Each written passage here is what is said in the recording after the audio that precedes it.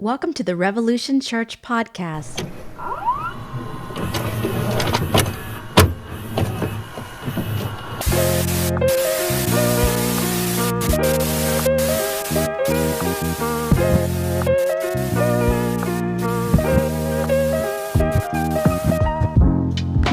Good morning, everyone.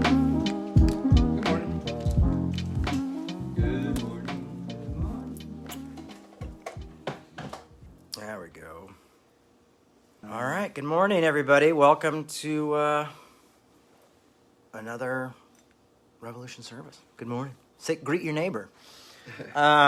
Stand up and turn to your neighbor and say, "This is the day the Lord has made. I will always feel awkward rejoice in and be that glad part. in it."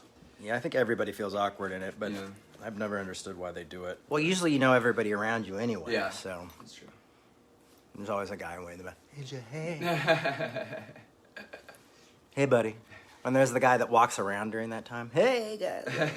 Yeah. See you. You know, you're like, Got to make his rounds. around, like, Uh-huh. yeah. That was not me. I was the guy still sitting. Like, oh, Jay, are you down? Is that you down there, Jay? I one time didn't stand up during a worship thing or something, and I remember a guy behind me patted me on the shoulder. He's like, "Are you okay, man? Everything going Oh. okay?" And I was like, "Yeah, I'm fine. I just didn't want to do what Simon said." And he was like, Oh, "Yeah. that's pretty good. Yeah." It was a secret neo-Calvinist church that I didn't realize was neo-Calvinist. Secret neo-Calvinist. Yeah. What denomination? I think it must have been some sort of Calvinist denomination, but it was called Church of the Redeemer. Oh. And I really liked it, but then I realized that the grace was only for the chosen people. So I was like, oh, that's why the grace messages are so good here. It's only for a few. Elect grace. That's the good stuff. Good stuff. I was elected. You were made as a garbage can, and I was made as a heavenly saint. Well, welcome, everybody. So I am exhausted. I am very tired. My little sweet Minnie Faye, her full name is Amelia Faye Baker, turned 4 years old yesterday. And so due to weather, we had to not have her party out, and we had to have her party inside, which caused it just to be family. So it was me and my ex and her family. But we had a lot of fun. Destroyed a piñata and chocolate cake, and oh my gosh, I just have to say, being a father is really amazing. My son made me 8 hearts this weekend, and he drew them, and he wrote Milo and Dad and all of them, cut them out, and then before he gave them, he kissed them, and then he looked at me and he like put his hand on his chest and said, "Dad," this was before the 8th heart. This was the 7th heart. He goes, "I've made 7 hearts because my love for you makes my heart feel 7 times bigger." Oh. And he kept hugging me, and it was really amazing. Oh. And I've had a kind of crazy week, and so what was wild about that was, kids know, they kind of know, and Minnie was super lovey-dovey, and kids are awesome, also exhausting, but awesome, and a lot of emotions yesterday, but it was really fun. So there you go. So that's where I've been, and dadding, super dadding, and running around like a crazy man. So first I want to start out with talk a little bit about last week's talk about Paul, about the Apostle Paul, and wanted to ask you all. Sometimes people go like, "What can we do for the church?" And I feel like I've asked this sometimes, but sometimes I feel like it falls on deaf ears. If you can share last week's talk on Facebook and Twitter, Instagram, or at least your Instagram story, and let people know it's out there, because I really think that, and I said this last week, but I really believe that Paul is extremely important, and I believe there's a portion of people in the church who've rejected Paul, and then there's another portion of the church that completely accept everything Paul's written. Yeah. And I think the talk was important enough, not just because it's from me. If as anybody, but I just think the talk's important because I think it clarifies who Paul is, and I think it's important to get those conversations started about the Apostle Paul. So I've pushed it a little bit more than I usually push things, but honestly, I could use your guys' help and promoting it. I mean, anytime I put up a talk on Twitter, it's like 3 likes. People don't seem to like talks that much. And I know I'm asking for prime location, but you could even put it in your fleet, which is kind of their stories on Twitter, because I think it's important. So if you're up to that, sharing that talk,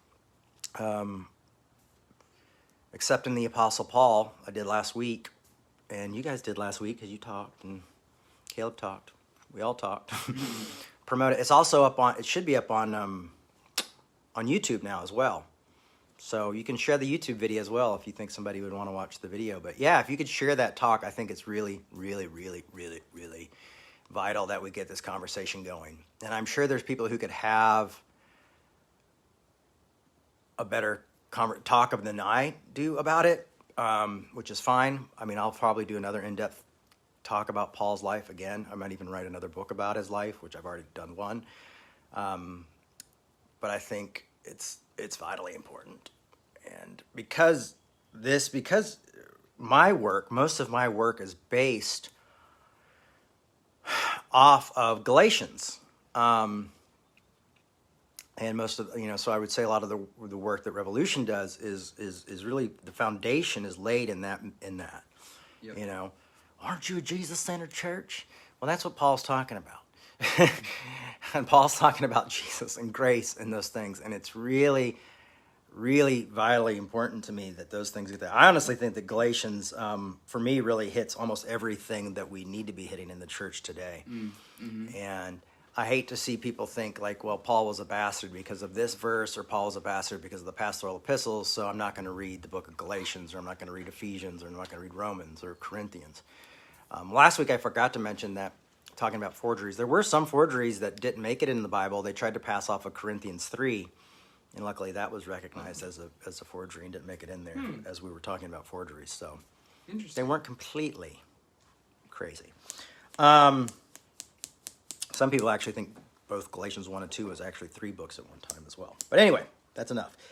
The whole point is if you guys can talk about that, even talking about Paul to people, or seeing people who throw Paul off under the bus and just like, hey, check out this talk, or hey, I've learned this, have you heard this? You could recommend if they're super liberal, you can recommend Forged. If they're not super liberal, you can recommend my book, Faith and Doubt. You know what I mean? It's like, whatever. Or even some of the original stuff we talked about. It's all in there. So anyway, I'm sorry I'm pushing my own talk, but I'm not sorry, because that's why I do this, and that's why we do this, and we talk about things that we find to be important and vital to the church. And I think if we get the message of grace in more people's hands, the more likely we are to see an actual reformation. We are more likely to see actual change in the church and see people having tough conversations and not writing each other off. So, amen, that preaches. Hey, man, I'm just preaching about my preaching. Meta preaching. Yeah, man. Like Deadpool. Yeah, break the fourth wall. Break the fifth wall! So, the ceiling! The ceiling. We're breaking the ceiling. The glass ceiling. Here we go again. So what I wanted to kind of talk to you guys about this week is kind of letting you in on a little view of my life and where I'm going. I see my nephew James Chapman is in on here. Good to see you, buddy. Is some things that are coming up for me faster than I was planning on, to be honest with you. And just kind of give you my vibe of what's coming up. And I don't know, I like to share with you guys. I like to be honest with you guys and transparent with you guys. And so today's not so much of a sermon. You already got your sermon on share Paul stuff. So you can go home now if you came for a sermon. Get out of here. We're getting personal, getting real. I'm going to put my chair backwards. Yeah. All right, guys. Tear up the textbook. Maybe I should start wearing a beret. I kind of look like the guy from Mythbusters. Oh yeah, Jamie. Yeah. His name's Jamie. And my name's Jamie. What the heck?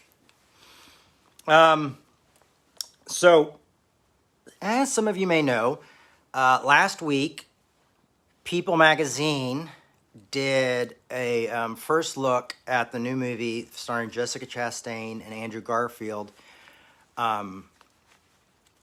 as Jim and Tammy Faye Baker, The Eyes of Tammy Faye. So they did the first look for the movie, and so those photos have been going everywhere. And so I decided the best thing I could do is make sure I take care of myself first. And honestly, when I think about taking care of myself, it's for two reasons. It's for three reasons. It's for Minnie and Milo, and then it's for you guys, my work. Because it's that whole idea of when you're on the airplane and they say put your air mask on first and then assist others. And so I realized I have to put my air mask on to take care of myself to help other people. Very true. So I unfollowed almost everyone on Twitter. There was a few people I wanted to just stay in contact with. But I unfollowed most everybody on Twitter because, one, Twitter does my head in a lot. I talk about it here all the time. But I also get a lot of talk ideas from it, to be honest with you. Yeah. But also because people share a lot of crazy stuff or they like a lot of crazy stuff, and I always end up seeing it. And I was like, listen, there's this next week, the preview, the trailer comes out. And this week there was an article in People Magazine. And, you know, the first time I went through all this with my parents when I was a kid and a teenager, there was no social media.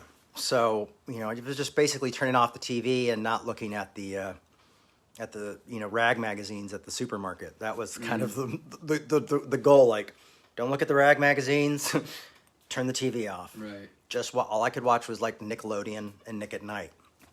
A lot of Smothers Brothers and the Monkees. And you can't do that on television. Holla. So I did that. But yeah, so I unfollowed everybody, which was kind of weird and strange to do. But I did it for my own health. And it's been honestly really awesome to kind of open up and only see like 5, 6 messages up there. Sinead O'Connor just wrote a new book that I really love, so I'm following her right now, and she retired yesterday. Peace, baby. I love her. Side note. But yeah, so I it's just been nice. You know, it's nice to not see Christians judging each other all the time, to be honest with you. Like, a lot of the people I followed are what would be considered Christian Twitter. And, you know, everybody's really can be just really awful to each other in the church. And we're all really judgmental. So I just was like, hey, listen, if everybody wants to talk about this, feel free to talk about it. Just don't at me on it. Right. That was my question, my ask. Fair request. And I'll ask for that on Facebook too, because Facebook can be really, really crazy. I left Facebook for like 5 months because it was really getting too crazy, but I'm back. So self-care is important to me, and it's got to be important to you as well. And that's why I'm sharing it. I don't share it just so you can be like, I'm taking care of me. I'm sharing it because we all should take care of ourselves and watch ourselves and do that. And so sometimes it's just, you know, and I think I also was inspired a lot by John Lydon, who some of you know is Johnny Rotten from the Sex Pistols, reading his and talking about how he dealt with people who just talk BS and things like that, and a lot of friends. So I'm lucky. I feel lucky. I feel blessed to have those folks, and you guys have been really great as well. So anyway, so this movie's coming out. The trailer will be out, I think, on the 9th. I don't know if I'm supposed to say this, so I'm sorry if I'll apologize first. But I did see a sneak preview of the trailer. I'm not going to talk about it because they don't want us to talk about it. But I did see some stuff, and all I can say is that it brought up a lot of old emotions. You know, and that's puts me in a strange place. You know, because it's one of those things where you go through this trauma, where you really experience the church at its worst, and I can say the church, capital C. Honestly, it wasn't like just my local church, and the world really, and media and things like that. You know, and I'm going to talk a little bit about that in the next few minutes, but It brought back a lot. So the day I saw it, I mean, I watched it twice, and I called my sister. We chatted. And I just kind of had to just sit with it. You know, it was just one of those things where you just kind of had to like, ugh. I didn't get anything done. Didn't think about much. That's why I really don't have a talk for today, because it was that, and then it was my daughter's birthday. So it was kind of like, all right, I got to move forward with this stuff. But yeah, it's tough to have that trauma come back. Now, I will also let you guys know that I'm going to start seeing a new therapist next week, because I'm like, hey, I'm going to take care of myself. Yeah. I'm going to make sure I'm okay. But it's going to be intense, and it's going to bring up a lot of old stuff. At the same time, me and Pete Rollins and my friend Helen from Belfast are also making a documentary film about my mother's influence, particularly in the 80s and 90s, and how she kind of bridged a gap, between sacred and secular, for the lack of a better term, and how she did that. And so we've been working on that, but that's not going to be so scandal focused, you know what I mean? Mm-hmm. And for most people, when they hear the name Baker, they don't think about me. They think about my dad and my mother, and they think about the scandal. And it's tough when you grow up with that, because it was such a short period in our lives growing up. Was that scandal was, I mean, it seemed like it affected me for such a long time, and it did, and it left such a huge mark. But the things before that, like my dad building Kevin's house, which was a home for disabled children, and my mom's prison ministry, women's prison ministry, and all the outreach and the different things that none of that stuff's ever talked about. How my dad would always help people rebuild churches if they were ever vandalized or burnt down, and just little things like this that it's funny. I follow this. There's this guy named Jimmy, and he's really great, and he has a Tammy Faye fan site. Oh, yeah. And he posted the other day. He posted the other day how my parents gave over half of what they made, about $3 million, $3,500,000 in their pay over a certain amount of time. And in that same period of time, they gave all their book revenue and all their record revenues, which was $8 million. So my parents actually gave twice as much back into the church than they even received. Now, I'm not saying this to defend anything. Why I'm saying this is that when you live in a world where nothing like that is ever mentioned or remembered, and all there is like an affair, and they were greedy, and they wanted money, and Jim Baker went to prison for stealing money, which is not actually why he went to prison. Right. I'm not going to go over that. You can look it up. But you live in a world where people have their mind made up. Even the media, even reporters who they're like, this is how it goes. One thing gets reported in a newspaper, instead of researching it, they just report it. Even biblical historians, I have read stuff. I actually talked to one recently who got something wrong, and I'm like, where are you getting your information? And I looked at Wikipedia, and it was from a book that was written by this reporter. And I'm going like, it's not true. And you know what the funny thing was? Is they said, well, you're their child, so I'm sure you see it a little bit differently, and that you're kind of offensive. And they dismissed me. And this is someone I really respected really well. Point is going through that type of thing, living in that type of reality, and now we live in a time where, you have to search your news out now. You can't just watch CNN, because you're going to get a curve there. You can't watch Fox, obviously, because you're going to get their ideas there. And you have to literally, I watch BBC, and I search things out to find out what the real news is, because I can't stand all this slanted information. And, a lot of lazy reporting. Yeah. Mm-hmm. And so... Secondhand information. Yeah, secondhand information. So it's really hard to live through that, and it brings up old trauma. And so for me, I want to focus my work, on Paul, on Jesus, on Hegel, on these different folks, pyrotheology, Pete Rollins' work. I love all that stuff. And that's what I want to talk about here, is how do we argue well? How do we make it through these tough times? But at the same time, it's tough to relive your trauma. This isn't dreams. This is stuff that I'm dealing with. And Pete put up the thing that we're doing about my mom on his thing, and I also shared it on my Facebook, but he put it on his Facebook. And there are people who still don't like my parents or my mother. And my mother was quite an amazing woman. Quite an amazing lady. And she really loves people with all of her heart.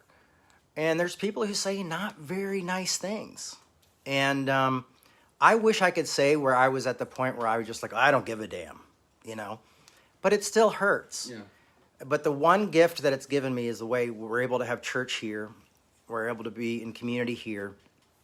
But also, you know, like when I see other people go through things where people scapegoat them or cancel them and say they're automatically bad because they judge them for something that was just in a small period of time in their life, I'm able to have an empathy for that. And part of my work here is wanting to transfer that empathy, to transfer that understanding of saying people are contradictions, people are complicated, we are human, we are all worthy of love, and there's a way for us to figure these things out without throwing people away. People actually can change. People have moments where they change. For example, my father has become very conservative and says a lot of wild things that I think are wild. But he changed. In the 80s, that wasn't who my dad was. You know, he changed that way. He went this direction. But we all change. We all ebb and flow. We all have mountaintops and valleys. And it's understanding the complexity of humanity. It's understanding the dialectic as well, you know, because I honestly don't believe anybody's fully bad or anybody's fully good, you know, and I think the Bible helps us keep that in perspective, and that's why I hold on to the Bible. That's why I interpret a lot of what I hear from Hegel or from Pete Rollins' work or my own work and see it through the Bible, because I think the Bible does guide us in the right direction. I think Christianity really has something here. I think Jesus really has something here. I think the Apostle Paul really saw something here. I even say James found something here. So, anyway, one of the hardest things to do is, it's so funny, I saw this meme, and it said, the bad news is nobody cares. And then the second part said, the good news is nobody cares. And learning to live in a world where people don't care is tough. Now you'll say, well, that's not completely true. People do care. But I want to talk about it. Like media, you know, realizing that some of the media, like reporters don't care enough to always get the facts straight. Right. Or just to tell people what they want to hear or to sell newspapers. Or often they're told, change that because we've got to sell newspapers. But realizing people don't care about their truth, but this is the hard part for me, unless it's their truth. So often when we do care, it's our own interpretation of the truth which we care about.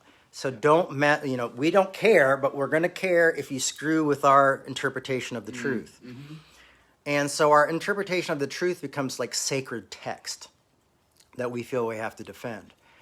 And for me, I've taken all my sacred truths and held my hand open with them because I'm willing to change my mind. I'm willing to see things differently through any type of talk, any good conversation, research, investigation, you know, these type of things. I'm open to change. But some people feel very insecure about their belief system, and so they hold super tightly to it. I really believe that when Paul and Jesus talk about people who are weak of faith, I think he's often talking about the Pharisees and the Sadducees, because they hold on so much to the law that their faith is like, well, if we leave the law, if we lose the law, if we change this, then it's all gone. Like it becomes really fragile. And for a lot of people, their truth is fragile. So a lot of people go like, televangelists are all bad and all evil. Right. We've got to get rid of them. And, you know, except for Mother Teresa, she's good. You know, but I was also thinking about someone like, let's look at Sinead O'Connor, for example. I think it was 1992. And Sinead O'Connor was top of her game. Nothing Compares to You. You all probably remember that was written by Prince, and Sinead just killed it. The video, she's like, just her face as she cries that tear. She was on Saturday Night Live, and she sang a protest song. And then at the end of the thing, she holds up a picture of, is it John Paul, was it? The Pope, and she rips a picture in half, and she says, fight the true enemy. She got banned from SNL. A few weeks later, she was singing at a Bob Dylan concert. She got booed off the stage. Oh, really? Yeah, and a famous quote from Chris Christopherson is Chris Christopherson came out because she just started bawling in front of the crowd and puts his arm around Sinead and walks her off, and he goes, "Honey, don't let the bastards get you down." Not realizing that his microphone was still on, so a lot of people were pissed about that as well, because he just called 10,000 people bastards. But my mom used to always say that to me as well. Funny enough. That's what that's from. That's where I got the sticker idea from, was from that quote. But my mom used to say that to me as well. Okay. And so the point is so she was shamed, but and she was canceled in a way, tried to be canceled. But a lot of us true fans knew that she was just a brilliant person and a brilliant musician. Now, fast forward 20 some odd years later, we realized that there was a lot of child abuse happening, and she was singing the song "Child Abuse." There were a lot of children being molested in the church, being beat in the church, being mistreated. And what she was trying to say is that this is the enemy, that there's children are being molested in the church and no one's talking about it. Yeah, right. It's being covered up even actively. Yeah, I mean, it was being covered up all this time, and she exposed it. And so now she's looked at as a hero. I just read a Rolling Stone article a few weeks ago that was like, "We owe Sinead O'Connor an apology." So sometimes we don't realize that even like our heroes or people we look up to can often be ahead of the time and can be saying things that, cost them everything. But I think it's important that we look back and we recognize those moments in time. Yeah. Good. And I think that's what's cool about this Eyes of Tammy Faye film is our friend Steve, who's here watching online with us right now, who was interviewed by my mom, and he was an openly gay pastor with AIDS in I think it was 86, when they did the interview. And that changed a lot. And the reason Jessica Chastain bought the rights to the documentary and wanted to make the movie was purely because that moment she saw something special. She saw someone who wasn't afraid and someone who was willing to take a stand. So people still, want to say, "Oh, she was greedy," or "She was this." And I hope the film changes their mind. I hope they'll watch the original Eyes of Tammy Faye documentary, and they'll watch the film that me and Peter are working on. It's 1985. Because redemption's important, but unfortunately, sometimes redemption, in the newspapers, isn't on the front cover. It's not what sells. It's not a cover story. It's usually on page 13B, And I think it's important that we celebrate redemption, and that we remember how powerful redemption was. And we remember that, hey, there was a time where we were wrong. There was a time where we wrote off someone like Sinead O'Connor, when she was begging for us to recognize these children were being molested. Right. There was a time when we all wrote off Tammy Faye later in life, but there was a time where she was standing up saying, these people are suffering and dying of AIDS, and we need to wrap our arms around them and hug them and love them and accept them, So I think this is an important thing. This wasn't actually my point to today's talk. This all just kind of came to my head as I was talking about it. But,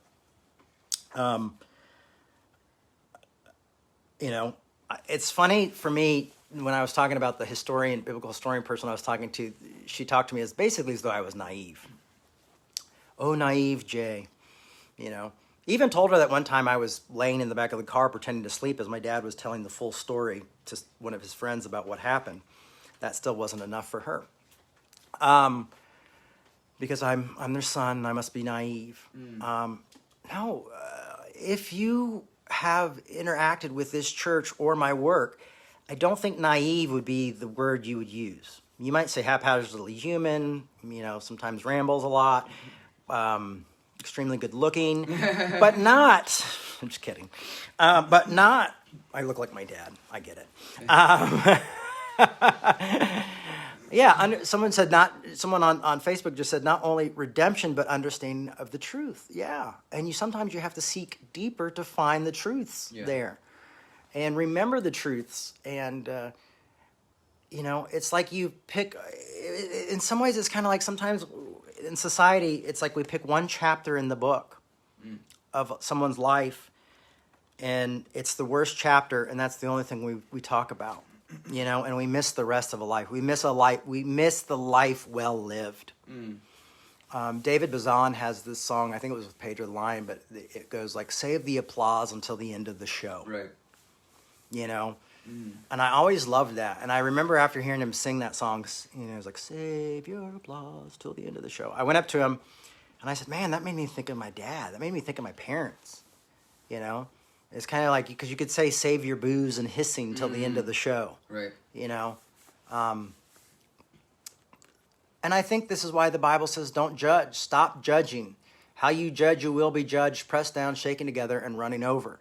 And I think why that is, to me, such a clear verse is because it seems that we've gotten caught up in this redundant cycle of judgment of one another. And why people are leaving why people are sick of social media and all these other things. And there's so many aspects of social media that are just screwy. That we're all involved in it, and it's so screwy. Just their power alone. I mean, here we are on Facebook, so screwy, right? But this cycle of judgment, this cycle that, because when we start to say, oh, well, all these people are bad, all these people are wrong, and then we've got it together, but then all of a sudden we don't have it together, then the judgment gets backlashed at us. That judgment, you see it all the time with politicians, is where they'll stand up for something or they'll say something, and then, or even with like people who are really woke, they'll come out for something and then they'll say, oh, but we have this video footage of you saying this 20 years ago or 15 years ago, and obviously if you meant it then, you must still mean it now. And then they're done. And they turn on it, and we turn on each other, and we create an unsafe atmosphere because we're judging. And I think when people say they want a safe zone, a safe spot, maybe it means a place where you're not judged. You're not even judged for doing shitty things. I always recommend getting a good friend that you can just be honest with. And if you can't, find a good therapist and work those things out. Because often when the judgment is so strong, it's harder to change. But when you're able to let it out, release it, and deal with it, you become free, and you're able to live your life, and something happens, something changes, something moves in your life. Some people always call that conviction, but for me, it's when I'm not afraid, and I'm not worried about others, and I'm not worried about judgment, I'm able to be a better me, and I think that's what we need for other people. My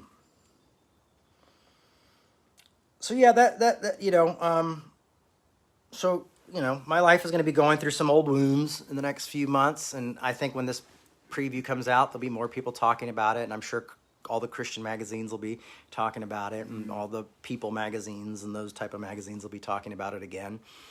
And, I would like to be my own guy, it's just Jay, but this is my legacy, and that's okay.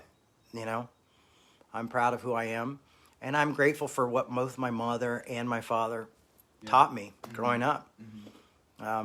They were not perfect parents by any stretch of the imagination. But there are some foundations that they built in me that have allowed me to do my work today.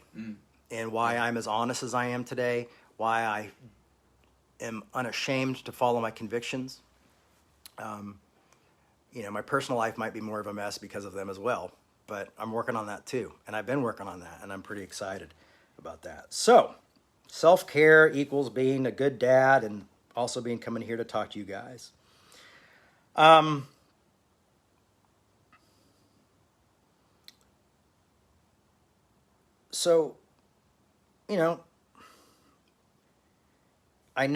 will say this. I know some people look at my family and think they are everything that's wrong with the church. And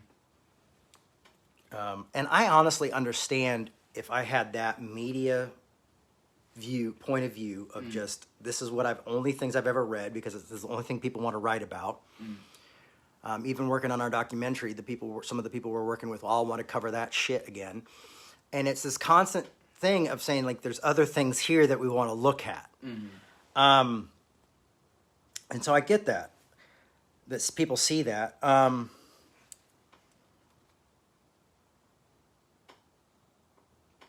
But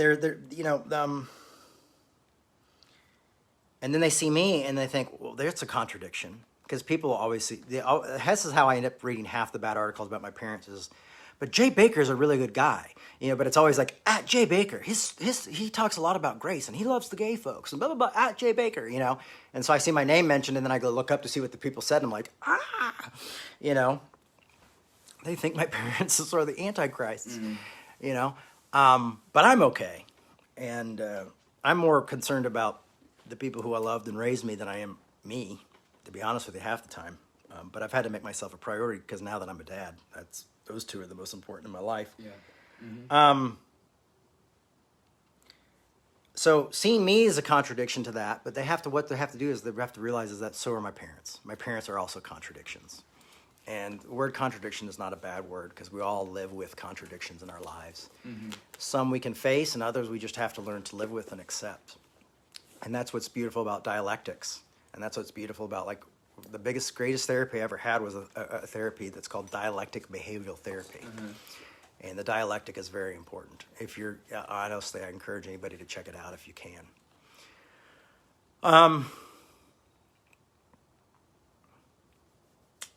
Strange life, strange journey. And I invite you guys to stick with us and go with me on it. And we'll probably have a lot of guest speakers coming up soon. And we'll keep you in the loop. And who knows, maybe once this film comes out, we'll even do a discussion group about that and go through that. That could be interesting. Yeah, we can do whatever we want because we make the rules, And you guys can tell us what you want to do as well. But this is just kind of me. I just wanted to kind of bring you guys all up to date. Also, I was just really tired today, so I just wanted to kind of share where I'm at and like this is why I'm exhausted and this is why I'm going to nap for 4 hours after this. I love you too, James Chapman. That was my nephew on here on Facebook. I got this guy here for James. There you go, James. We have the child. Where should we deliver him to? He's really feisty. But yeah, so we're gonna do that. I guess I forgot we do the afterglow. We do an afterglow. There aren't any questions or anything. Just people. Just encouraging things. Comments. Let's see. Robert had a nice little comment here. It said, people delight in putting others down. There's a sidewalk in California where they put the stars right at your feet. Hold on. And people delight in stepping on them. From Sweet Dreams by Judy Collins. People delight in stepping on the best or finest, the worst in others. Finding the worst in others. Yeah. Kind of reminds me of that song. It was by one of the guys in the Eagles. It was called Dirty Laundry. Okay. And it's like, I think it's beat them when they're up, beat them when they're down, beat them when they're up, beat them when they're down. And it's like, people love dirty laundry. I think it was the drummer, and I can't remember his name right now. Forgive my musical ignorance today. I want to say Glenn Frey, but that wasn't Glenn Frey. Glenn Frey did some other stuff.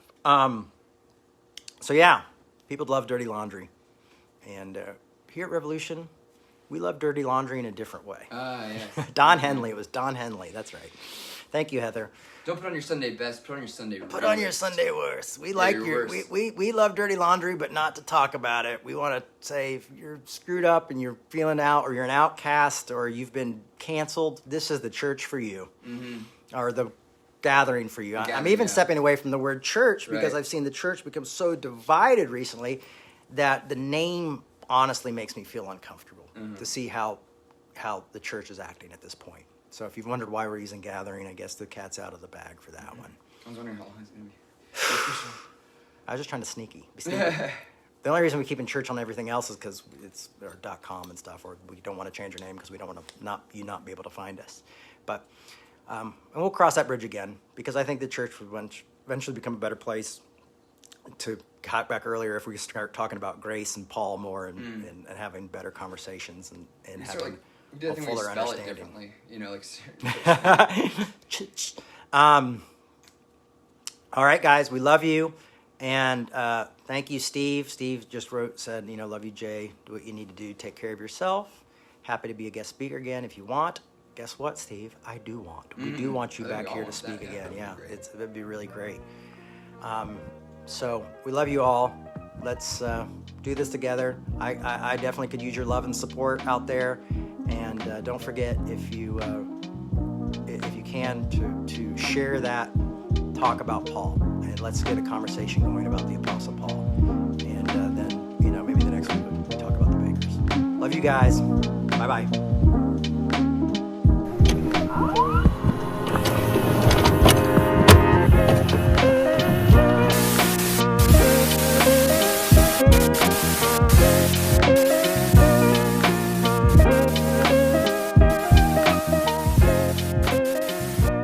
Thanks for listening. We hope you enjoyed this podcast. To make your 100% tax-deductible donation today, please visit revolutionchurch.com/donate. You can also learn more by clicking the donate section on the website.